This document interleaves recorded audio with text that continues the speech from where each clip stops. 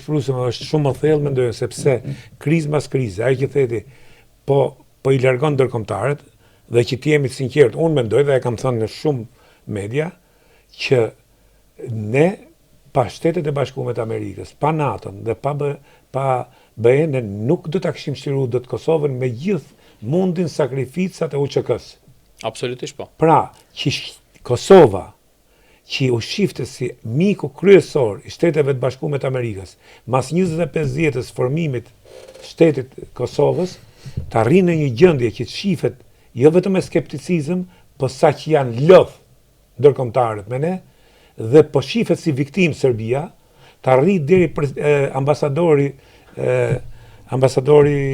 Hill, të arrijë të thotë që bëm gabim që i dham pavarësinë Kosovës, se ne dy e shohim Kosovën me sentimentet e shqiptarit, po vene vetën pozitat e një të huaj. Dhe jemi në një situatë ku geopolitika është në një turbullancë të madhe, nuk e dim se ç'do të ndodhi. Zot harroje, po të largohet nesër.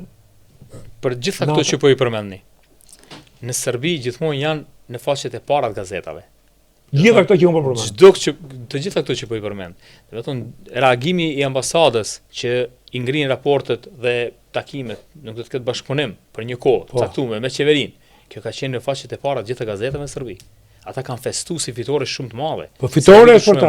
Po shifën raportet e tyre me diplomatët amerikanë po them. Kanë avancuar shumë. Kanë avancuar shumë këtë drejtim dhe prej një pozite ku kanë ardhur amerikanët e evropianët na kanë shliru Kosovën, se ne llogarisim vetën e kanë bombarduar Beogradin.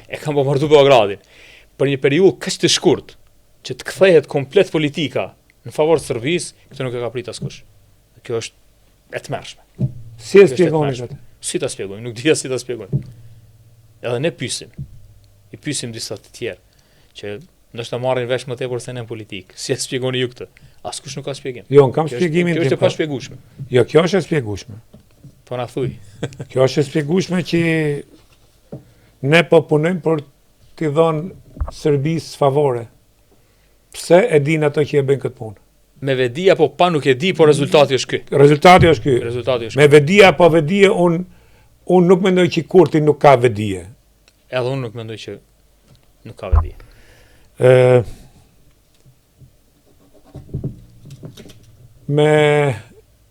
Me prodhimin, me ekonominë, si jeton?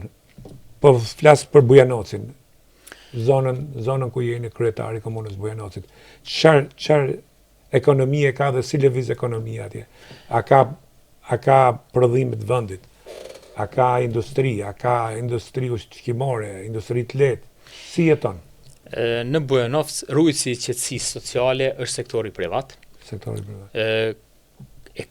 Bujanovac e ka shumë të zhvilluar sektorin e prodhimit të dyrëve dhe dritareve nga alumini dhe plastika. Do të thonë pas heqjes së vizave për Serbinë, shtetasit e Serbisë, këta prodhues në Bujanovac depërtuan në Evropë. Do të thonë filluan që produktet e tyre të çojnë kryesisht në Zvicër dhe Gjermani, sepse ne kemi diasporën shumë të fuqishme.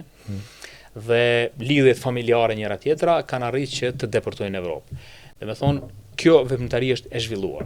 Se i përket bujqësisë nuk është shumë e zhvilluar. Bujqësia është shumë pak e zhvilluar. Ka një numër të vogël të bujqëve të cilët nuk kanë shumë tokat, do të thonë kanë parcela të vogla apo prodhojnë më tepër për vete apo vetëm për gjatë sezonës verës ato produkte të cilat i prodhojnë i shesin aty për aty në sezona të ndryshme. Në anën tjetër i kemi pas disa ndërmarrje shtetërore, të cilët kanë vepruar në Bujanovac, si goma plastika për shembull, ku kanë prodhuar produkte ndryshme të gomës dhe plastikës, ku i ka pas 1800 punëtorë në një kohë. Dhe ka qenë pastaj territoria e qytetit, ku i ka pas mbi 500 punëtorë. Dhe mos t'i numëroj disa ato janë të likuiduara, janë të bankrotuara, janë të mbyllura dhe në proces të privatizimit janë hedhur disa herë. Në momentin që është paraqitur blesi shqiptar, ky proces ka dështuar. Do nuk ja shesin shqiptarëve, serb lokal nuk ka që i blejnë këto. Ka qenë një fabrikë e duhanit, e cila ka qenë shumë e popularizuar tek ne sepse deri në vitet aty diku 2000-2001-2002 shqiptarët shumë kanë punuar duhan. Andaj tek ne dhe gjithë familja ka qenë angazhuar gjatë sezonës verës, mirë po në vjesht kanë marrë një sifër të konsideruar të mjeteve financiare, ku kanë mbajt familjen ndoshta për një vit. Dhe këtë e kanë ndalu. Domethënë pastaj është dashur kontratë bëhet me fabrikën e Dohanit që t'i jepet fara të mbikëqyret ky proces i prodhimit, të jetë i licencuar e kështu me radhë dhe këtë fabrik e ka privatizuar shteti dhe ka ardhur ka bler një serb nga brendia e Serbisë dhe tash po ndëgjoj që 2-3 muaj, domethënë është e mbyllur, nuk ka prodhim dhe e ka pas afatin ligjor brenda 2 viteve që mos ta shes, mos ta tjetërsoj, mos ta zvogëloj numrin e punëtorëve, ka pas edhe kushte që t'investohet për një periudhë caktuar, pasi ka përmbush të kushte. Dhe tash është i liruar, tash ka filluar që të bëj plane tjera për shqitje, për parcelizim, për ndërtim, gjana tjera. Pra në momentin që blerësi lajmërohet shqiptar, procesi kthehet në pikën 0. Dhe na kanë mbetur Dhe paralizon kanë mbetur gërmalla në qytet ato fabrika të cilat dikur kanë pas një numër shumë të madh punëtorëve dhe nuk funksionojnë.